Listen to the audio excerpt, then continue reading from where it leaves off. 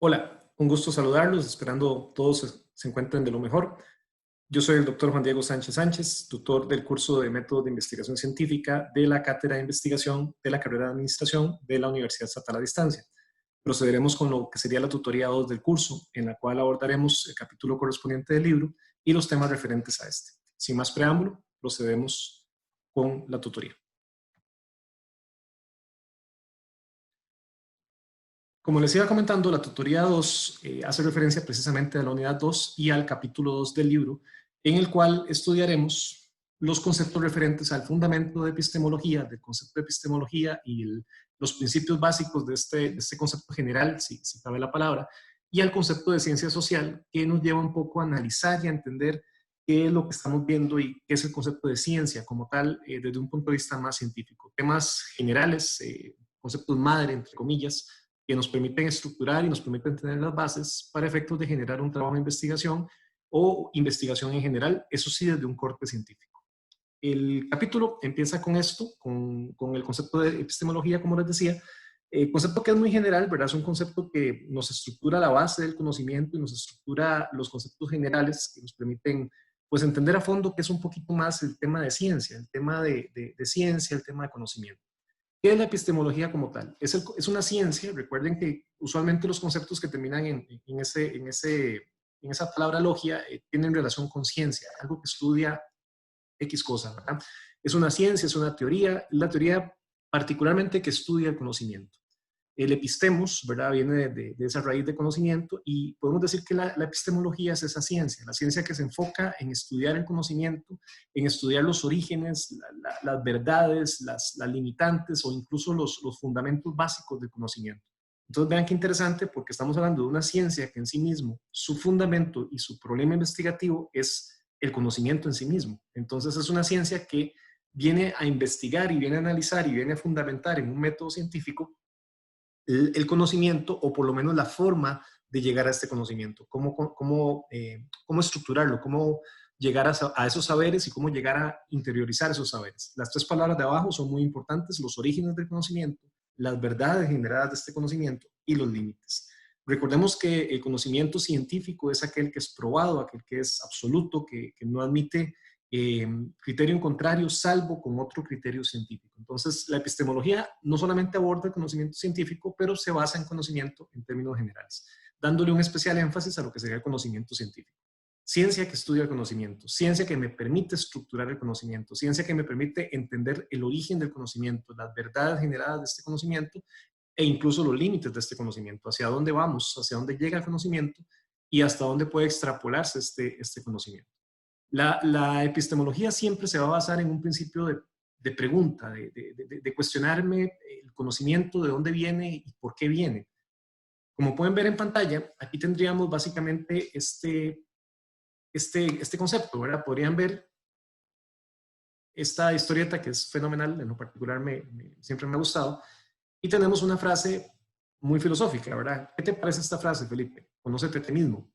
Me parece excelente. Es más, de hoy en adelante comenzaré a ponerla en práctica. Sí, señor. No voy a parar hasta llegar a conocerme a mí mismo y saber cómo soy yo realmente. Dios mío, y si no me gusto. Básicamente lo que tenemos aquí es epistemología en su expresión simplista, pero también muy profunda, porque este personaje lo que está haciendo es eso, es preguntarse, ¿de dónde viene el conocimiento? ¿Cuál es el límite de este conocimiento? ¿Hasta dónde llego yo a conocerme realmente? ¿Y cómo puedo estructurar este conocimiento para llegar a conocerme en este caso, que sería el objeto de estudio? Esto en esencia es epistemología.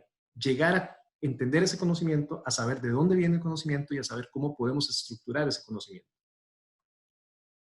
La epistemología como tal podemos plantear tres áreas de importancia o tres, llamémoslo, características, elementos, puntos de importancia en los cuales podríamos estructurar esta epistemología. La lógica, la metodología y la epistemología como tal.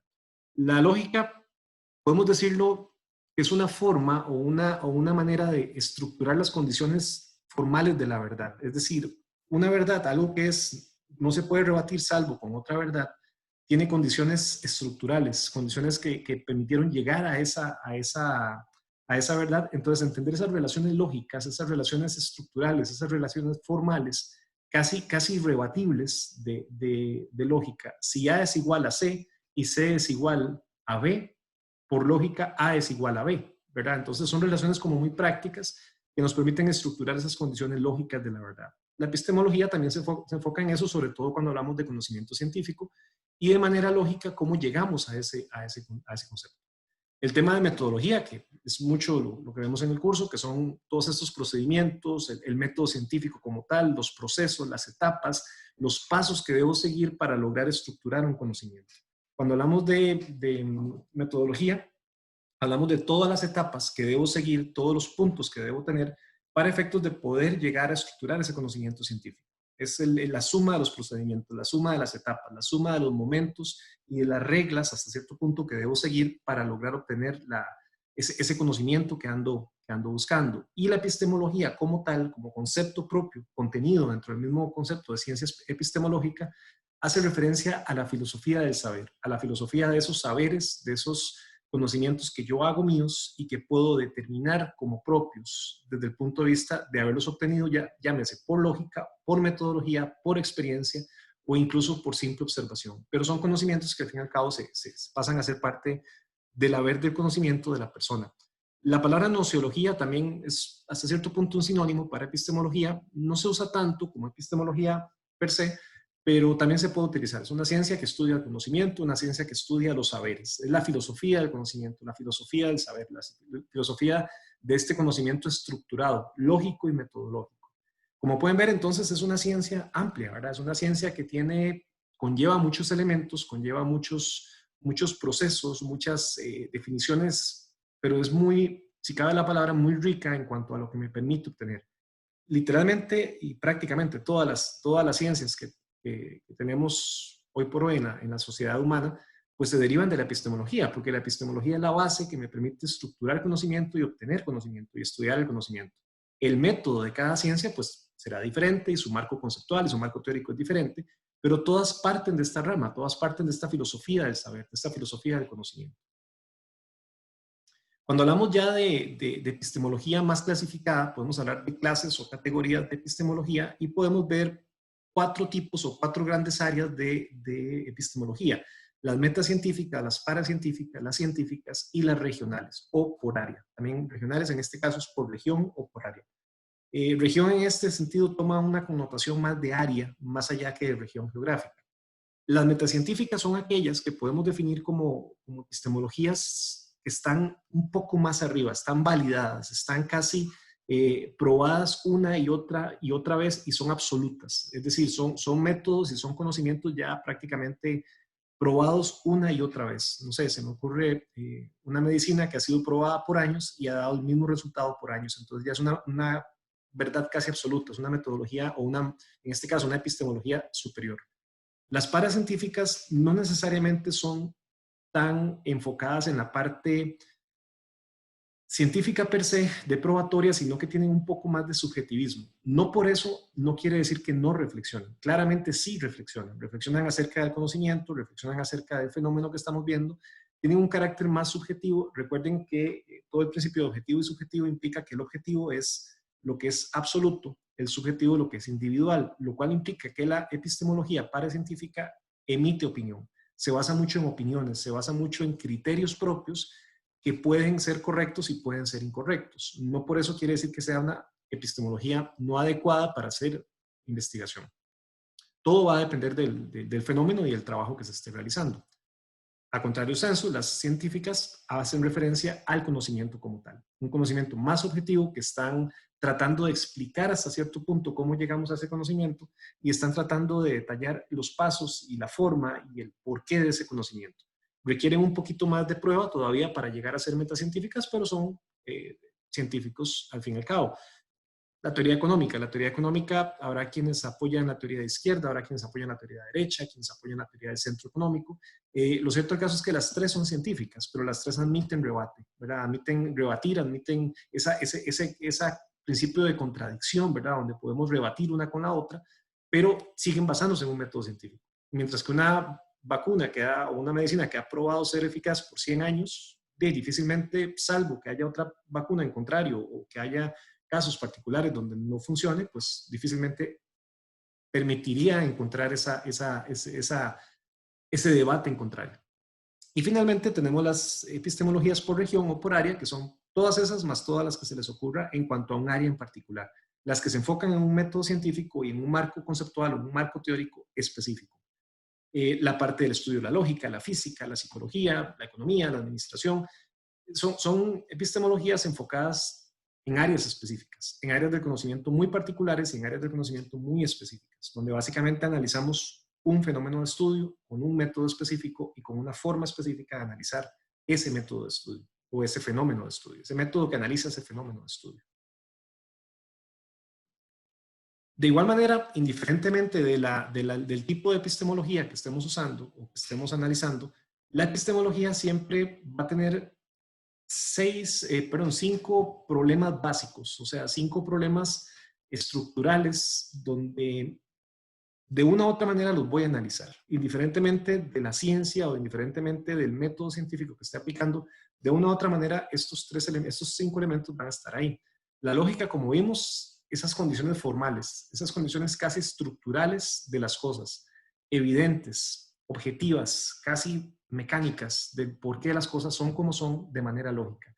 La palabra formal es de forma, o sea, estructurada, la forma de obtener el conocimiento. La semántica no es que sea contraria a la lógica, pero no necesariamente van de la mano.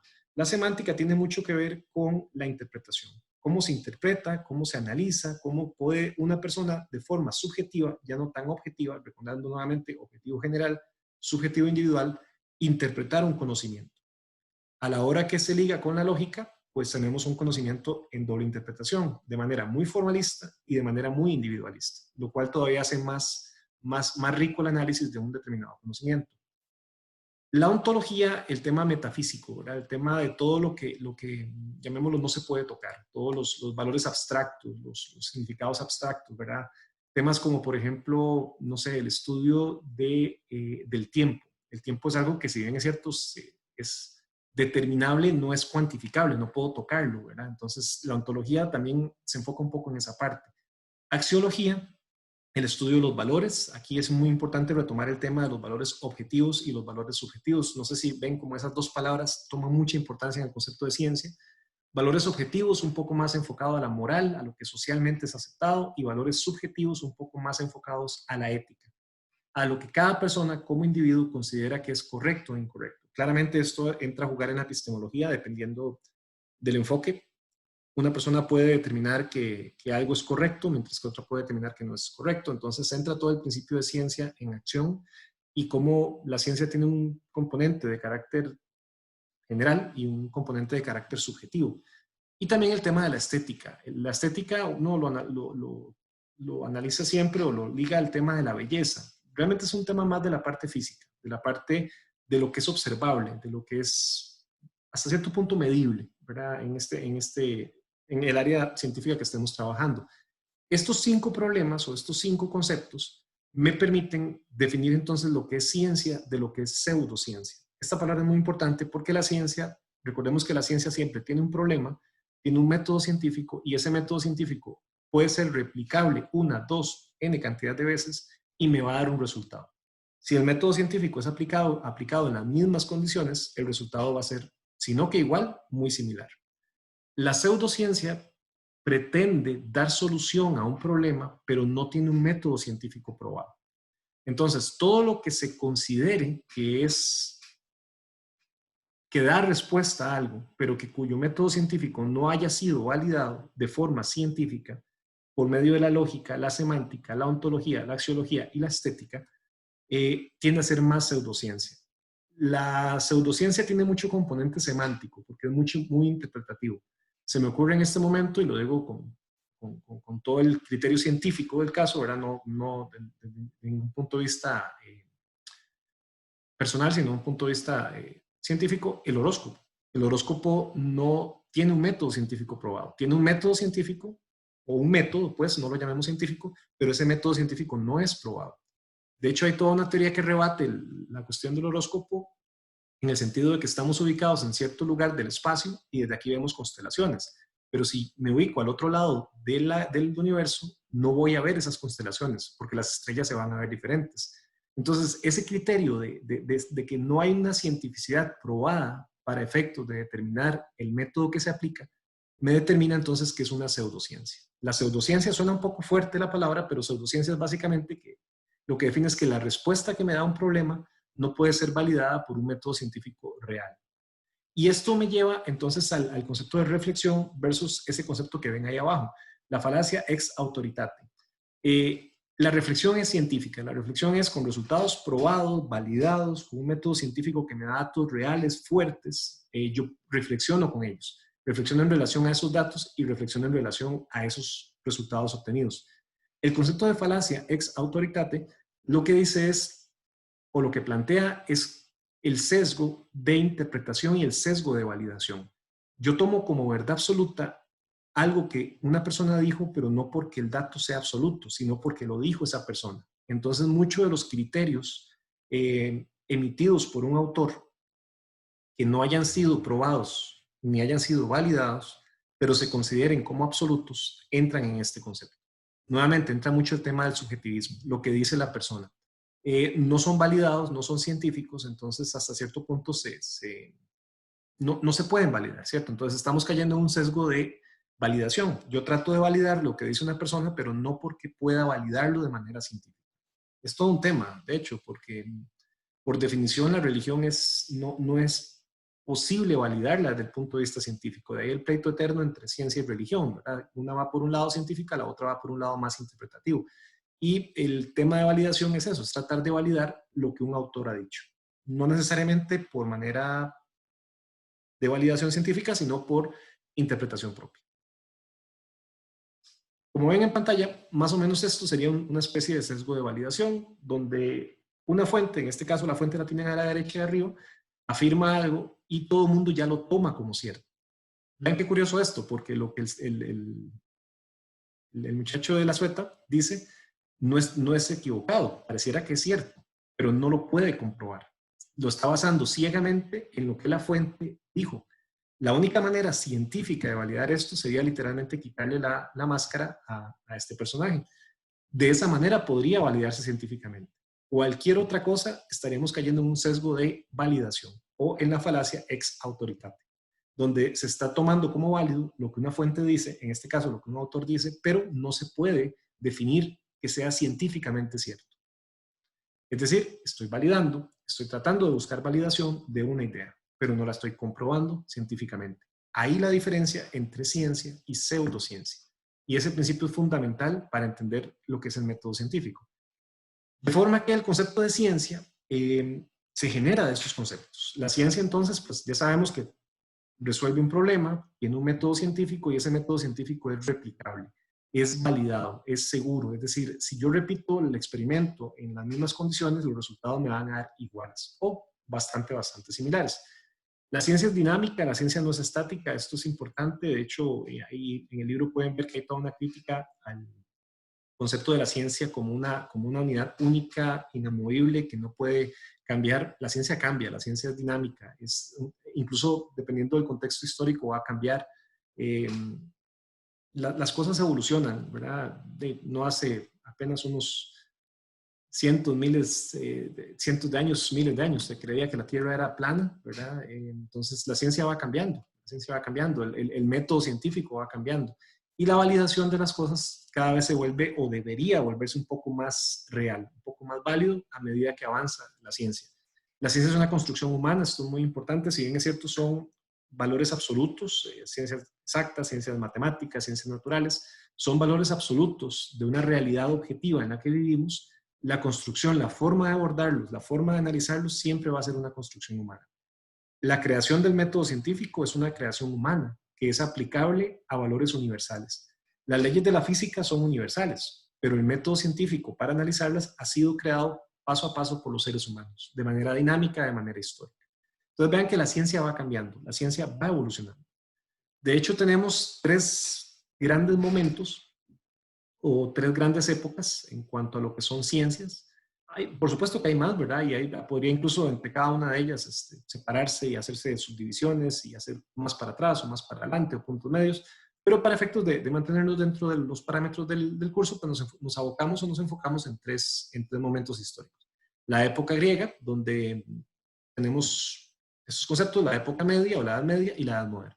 En la época griega lo interesante es que los conceptos dejan de ser mitológicos, los conceptos dejan de ser enfocados en ese pensamiento fantástico y pasan más a ser un poco de explicación de la realidad, pasan a ser de explicar los fenómenos que suceden ya no desde un punto de vista de magia, desde un punto de vista de mitología, desde un punto de vista de cuestiones de deidades, o sea, de dioses, sino que pasa a ser más desde una explicación objetiva de la realidad.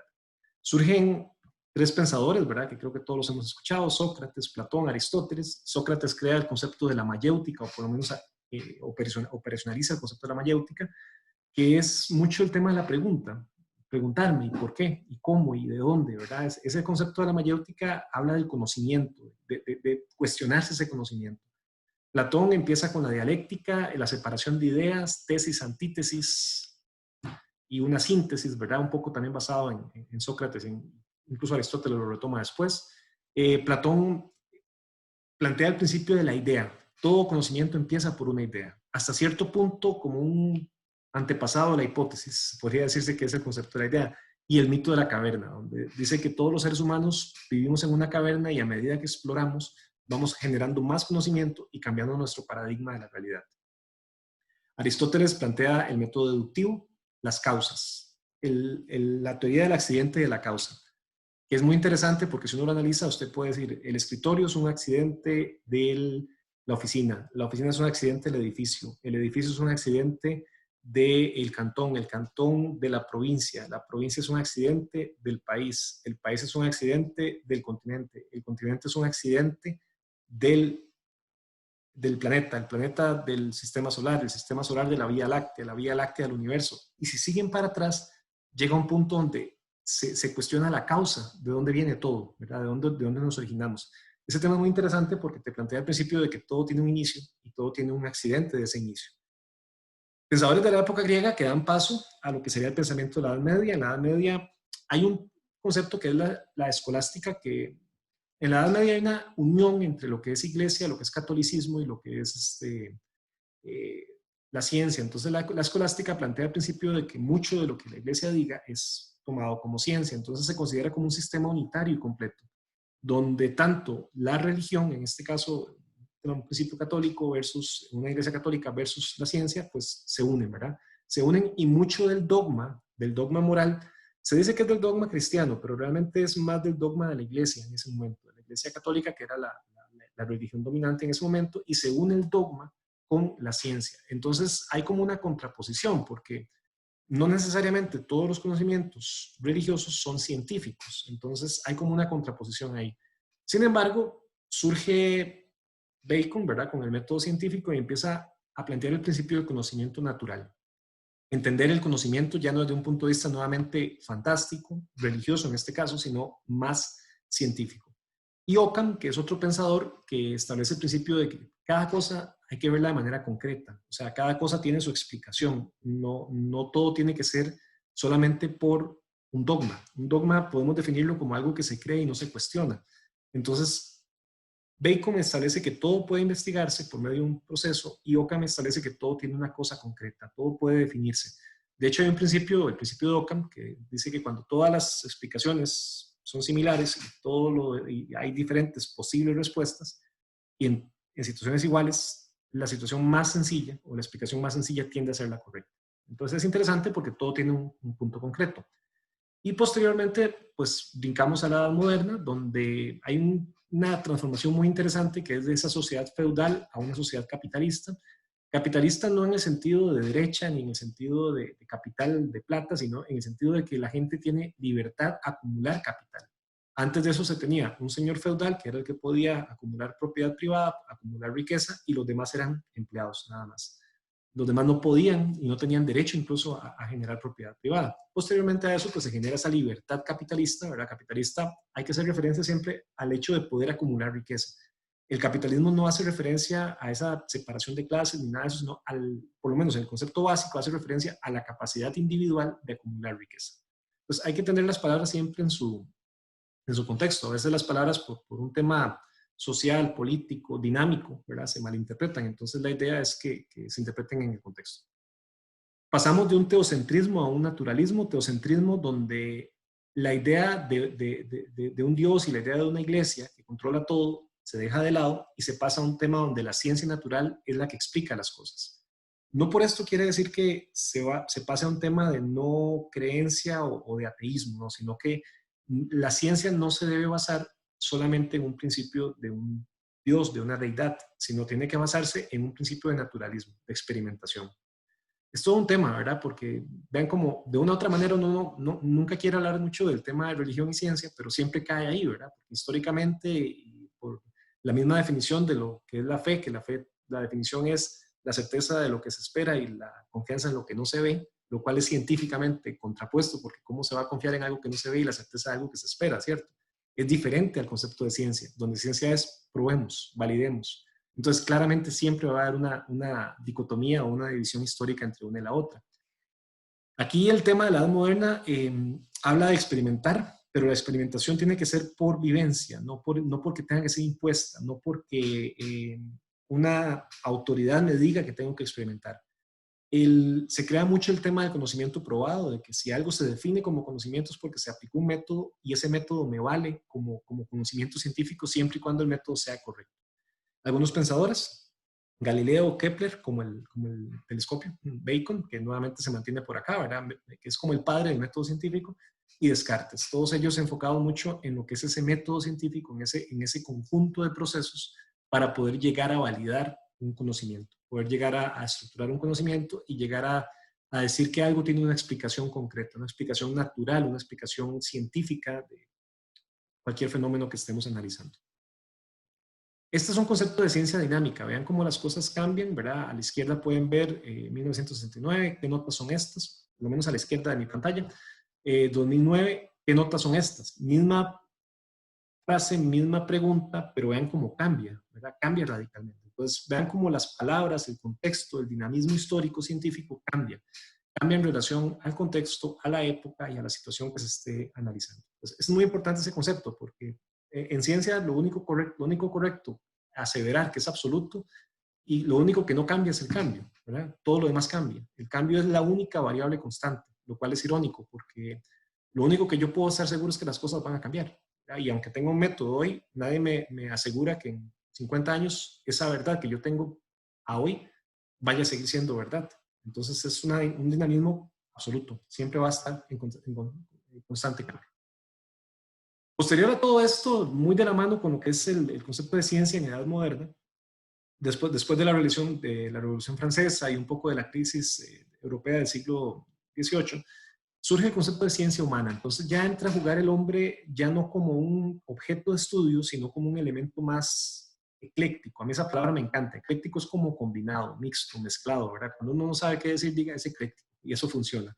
Y es una palabra muy elegante. Entonces vemos al hombre ya como un elemento más humano, más íntegro, más integral, más ecléctico, más mixto, donde entran a jugar temas ya más variados como las emociones, como el tema incluso de las características cerebrales neurales, entra a jugar un poco el tema fisiológico, las relaciones sociales, emociones, en fin. Y todo esto entonces empieza a generar preguntas de cómo explicamos eso. Ya no todo es tan natural, ya no todo es tan exacto, sino la ciencia permite y hasta cierto punto abre el espectro del paradigma científico a interpretar algunos otros fenómenos que hasta el momento se consideraban casi inexistentes desde el punto de vista al menos científico. Entonces entramos a una crítica al método científico, una crítica a ese absolutismo, una crítica a esa validación absoluta. Y más bien se entra un poco más a hablar del concepto de ciencia interpretativa, donde cada fenómeno cambia, cada persona es diferente y cada situación va a ser diferente. ¿Qué tenemos en la concepción de la ciencia social? Hay dos palabras importantes aquí, positivismo y hermenéutica. La palabra positivismo viene de un latín que es positum. Positivismo no quiere decir que sea bueno. Cuando decimos que una ciencia es positiva, no quiere decir que sea buena. Por ejemplo, economía positiva, derecho positivo. Positivo quiere decir existente. Positum es como lo depositado, lo existente. Entonces, cuando hablamos de ciencia positiva, estamos hablando de la ciencia que es, no lo que debería ser. Y cuando hablamos de hermenéutica, hablamos un poquito más de la interpretación y particularmente la interpretación de textos, documentos y, por qué no, situaciones.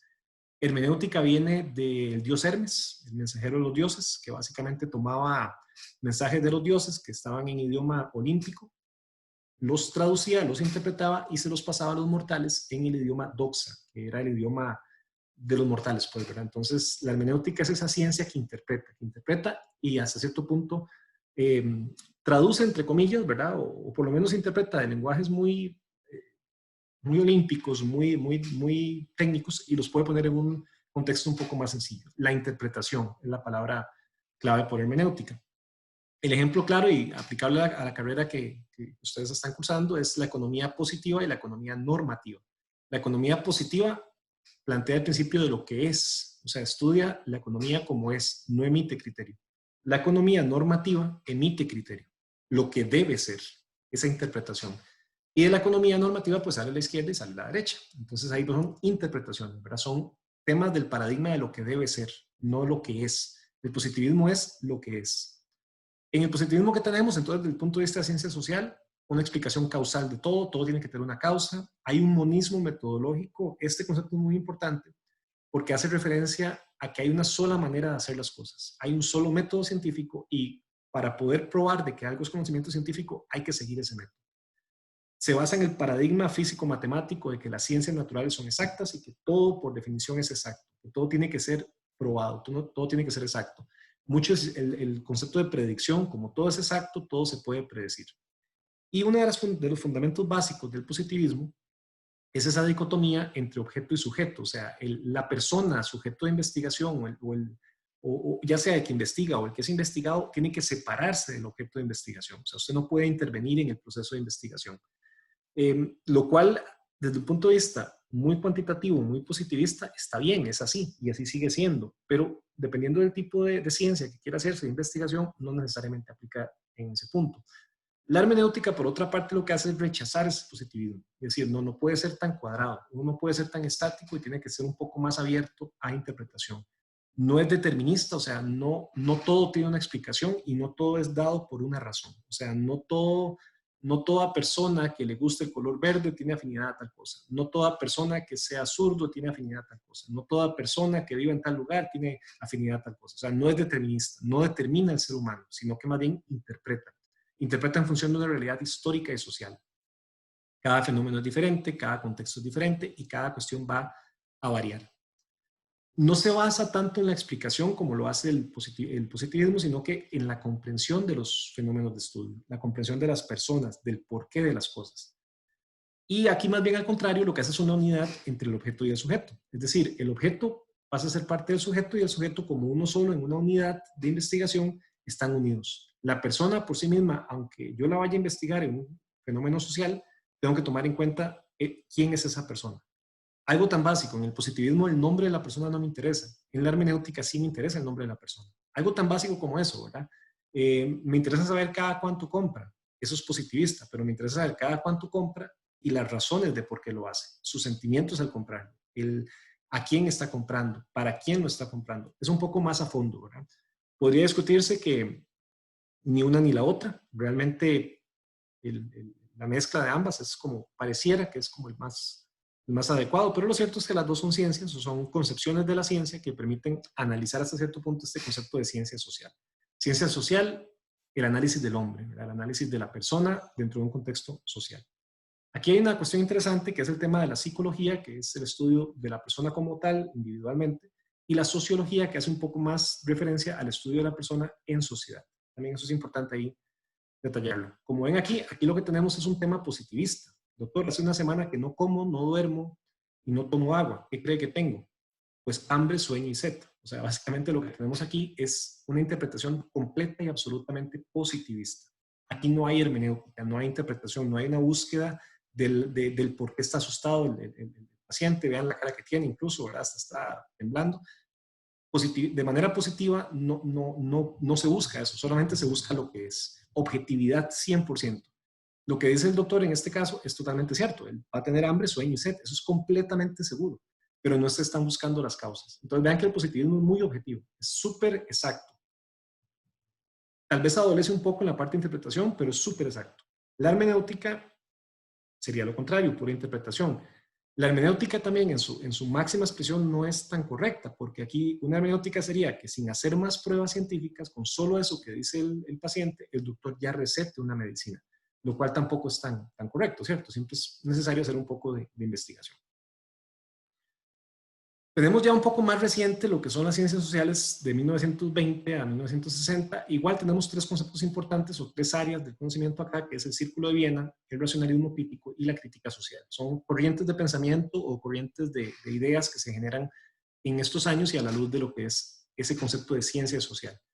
Primero, el Círculo de Viena establece que se basa mucho en el positivismo lógico. Nuevamente, todo tiene que ser verificado. La lógica matemática, todo tiene que estar verificado en su momento, todo tiene que tener un concepto de una explicación clara, cuantitativa, lógica del porqué de las cosas.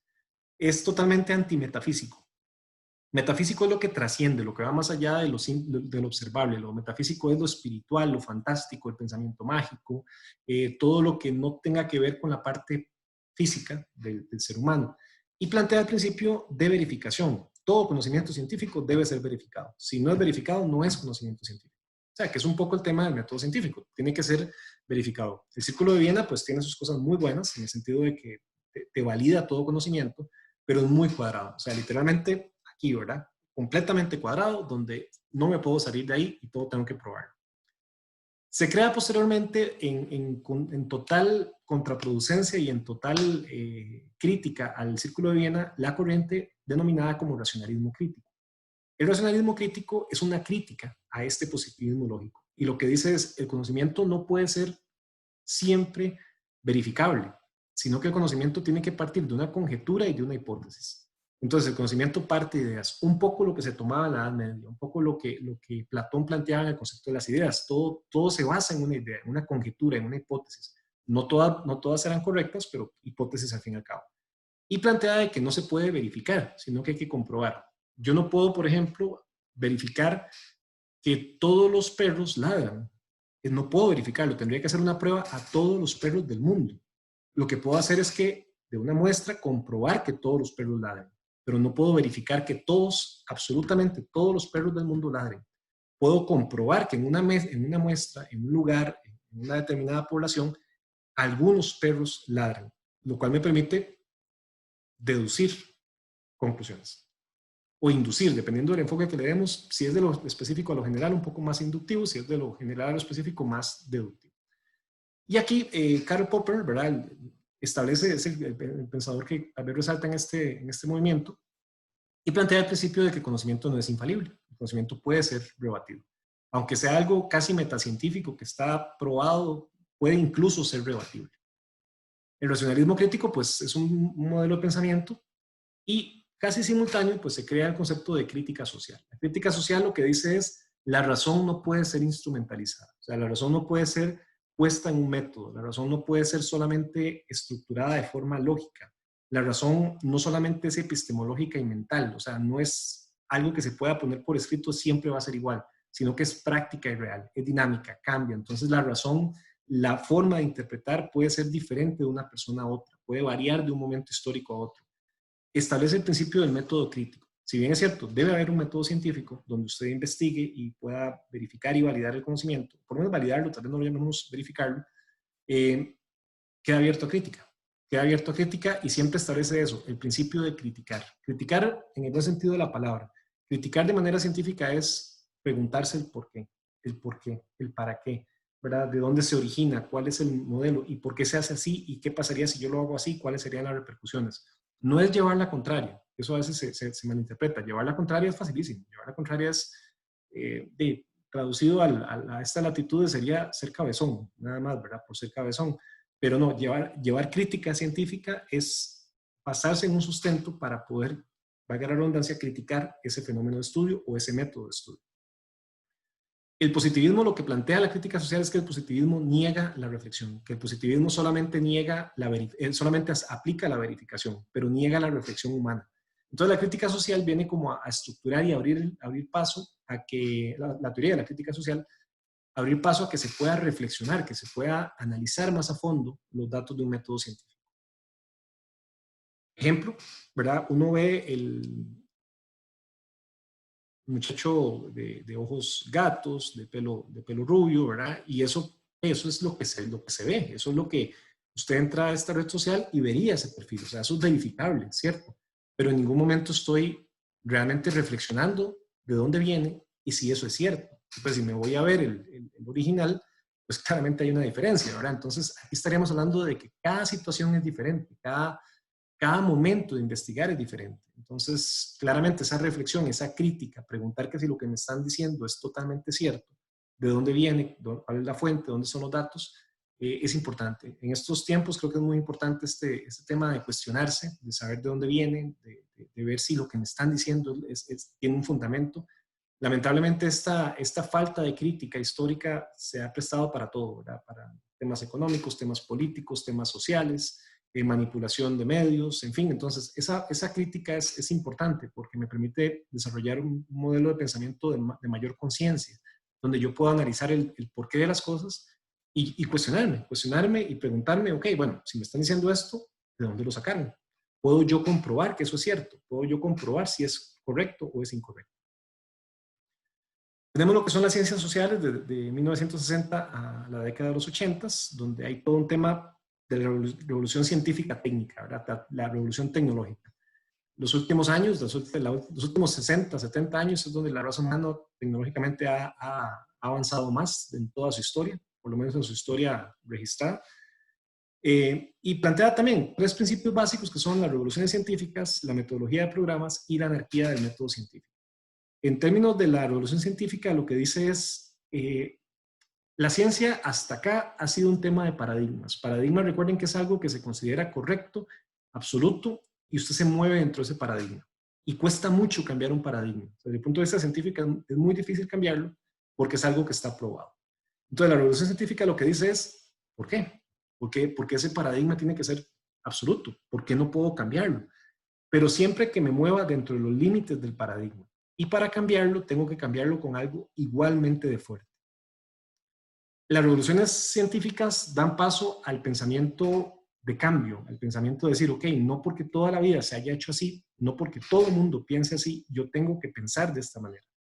Tengo que seguir esa línea, pero siempre y cuando lo haga de manera científica objetiva, por lo menos desde el punto de vista de ciencia. Se establece la metodología de programas de investigación, donde parte del principio de la autocrítica. Aunque yo lo haga, aunque yo lo plantee, preguntémonos cómo me criticaría yo mismo. Si mis procedimientos son cuestionables, si lo que yo hice cumple los parámetros científicos o si alguien puede llegar a cuestionarme. Entonces, ese principio, ese dinamismo competitivo, principio de competencia en investigación, me dice que de una u otra manera yo puedo siempre estarme cuestionando lo que yo estoy creando. Mis mismas ideas puedo estarlas cuestionando. Puedo estarlas validando, puedo estarlas cuestionando. Y entre mayor autocrítica genere, pues mayor potencia va a tener mi pensamiento científico. Y entra también el concepto de la anarquía del método científico. Feyerabend, ¿verdad? Feyerabend también se menciona. Establece este concepto y básicamente lo que dice es la ciencia es tan dinámica y cada fenómeno es tan diferente que no puede haber un solo método científico. No puede haber una adherencia a un dogma. O sea, yo no puedo decir que el método científico se vuelva un dogma, porque cada punto es diferente, cada fenómeno es diferente, cada persona es diferente, cada ciencia es diferente. Entonces establece un principio de todo vale, ¿ok? All goes en inglés. Dice, todo se puede, siempre y cuando sea aplicable a esa situación científica. O sea, no porque hay una manera de calcular una muestra o de calcular un nivel de confianza estadístico, quiere decir que sea la única manera de probarlo. Eso es muy complejo porque este es la típica frase aquí es, ¿para qué lo va a cambiar si siempre lo ha hecho así? ¿Verdad? ¿Para qué lo va a cambiar si toda la vida lo hemos trabajado de esta manera? Entonces, ese tema es cansado porque usted dice, pero puede mejorarse. Entonces, no puede haber un mismo método para todas las épocas y para todos los momentos. Ese es el concepto de anarquía. Suena un poco fuerte la palabra anarquía, pero no, anarquía es como ese cuestionamiento a que no puede haber un método científico único. Y caemos, pues obviamente, ya en la última época, que estamos hasta cierto punto viviendo, y caemos en un concepto que es el paradigma de la complejidad del conocimiento. Aquí pensadores, la teoría del todo, pensadores como la relatividad, bueno, todo este tema que son cuestiones impresionantes de la complejidad de las cosas, como ya no analizamos un fenómeno único, independiente, sino que es multidimensional, abarca diferentes aspectos.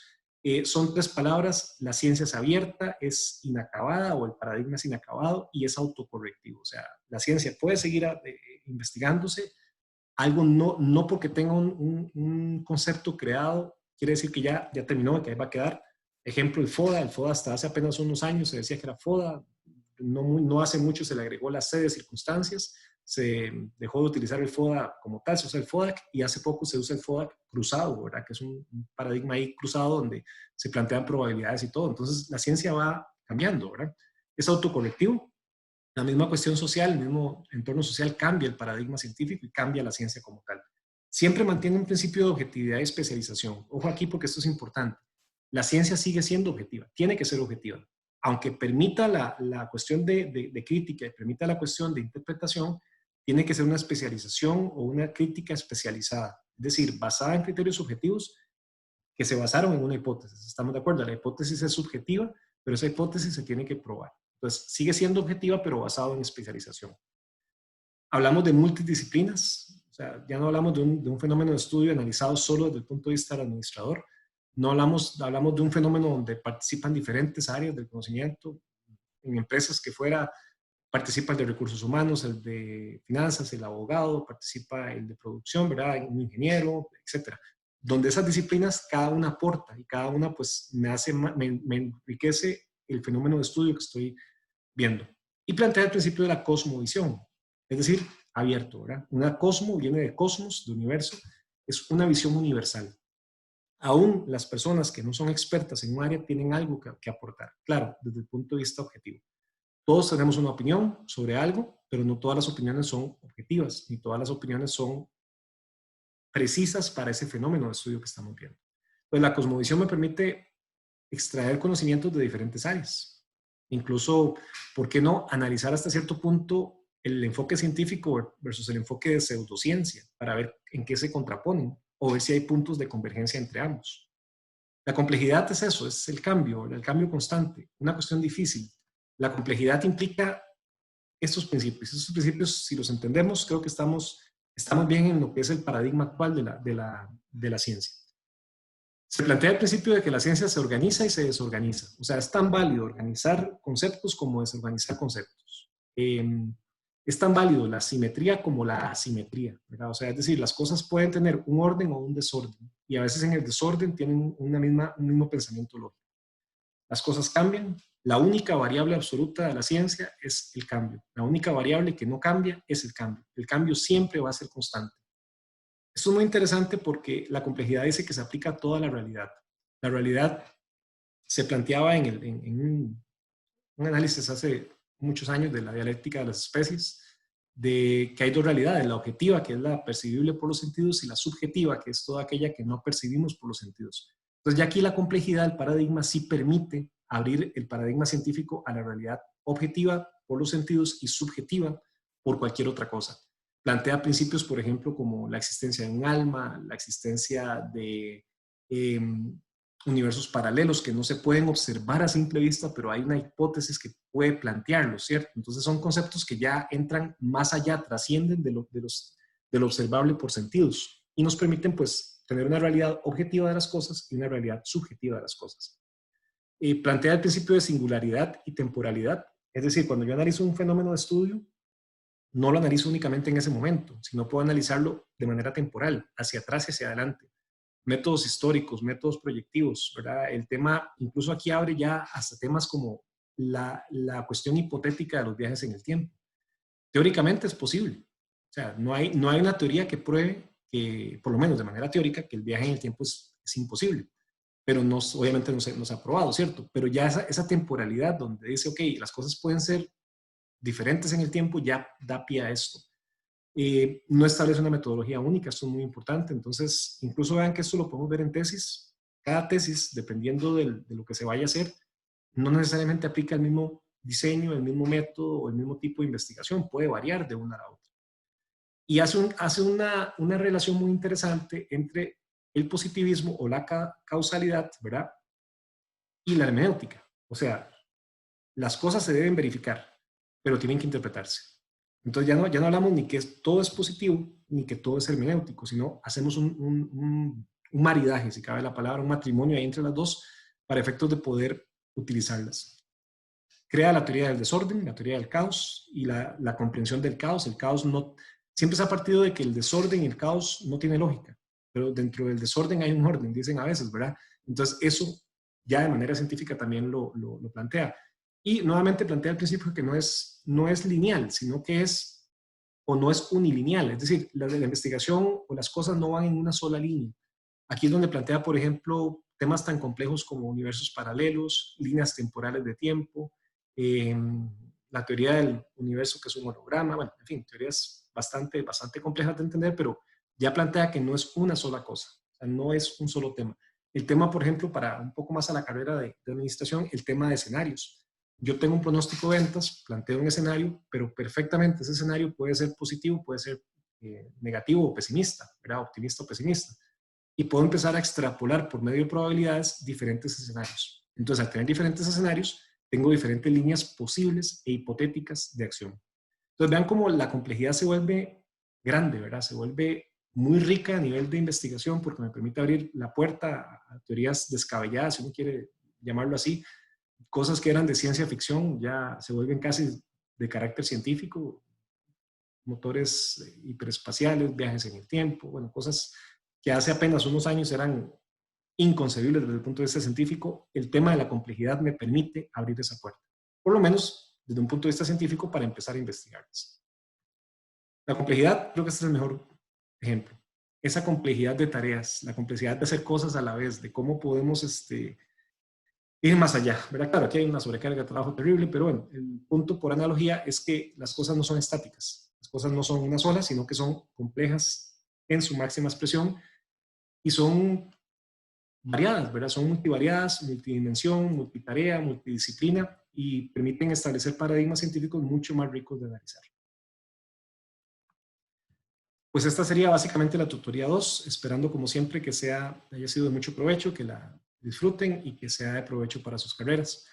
Recuerden que cualquier duda, no duden en contactarme a mí o a sus tutores, específicamente de cada curso. Estaremos en la mayor disposición del caso para aclarar sus dudas.